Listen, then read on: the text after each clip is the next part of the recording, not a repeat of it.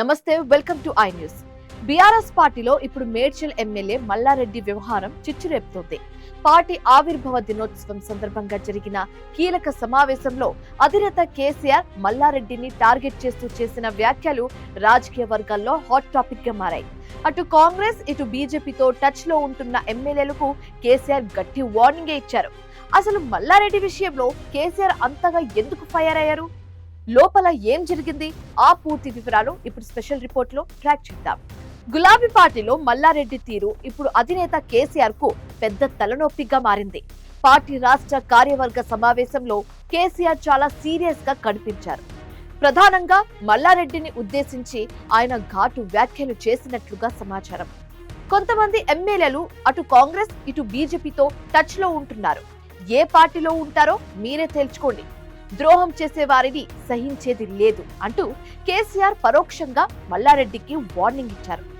గత కొంతకాలంగా మల్లారెడ్డి అనుసరిస్తున్న తీరు పార్టీలో అనుమానాలకు తావిస్తుంది. మల్లారెడ్డి వ్యవహార శైలిపై కేసీఆర్ దగ్గర పూర్తి సమాచారం ఉన్నట్లుగా తెలుస్తుంది.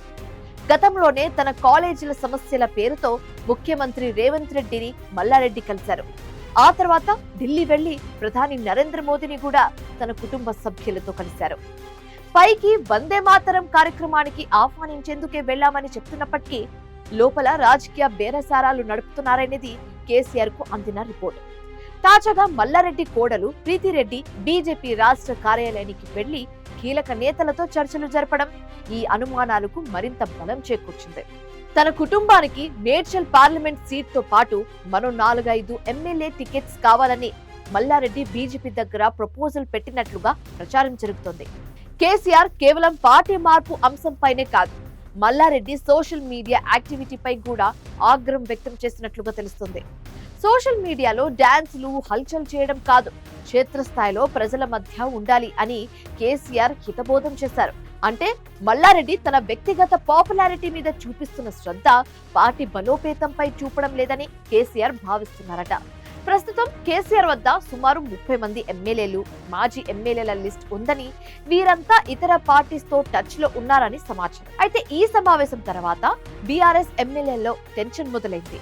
ఆ 30 మంది లిస్ట్ లో ఎవరున్నారు? కేసీఆర్ ఎవరిపై వేటు వేస్తారు అనే చర్చ జరుగుతుంది ఇప్పుడు. మరోవైపు మల్లారెడ్డి ఈ వార్నింగ్ తర్వాత కూడా బీఆర్ఎస్ లోనే కొనసాగుతారా లేక తన దారి తను చూసుకుంటారా అన్నది వేచి చూడాలి.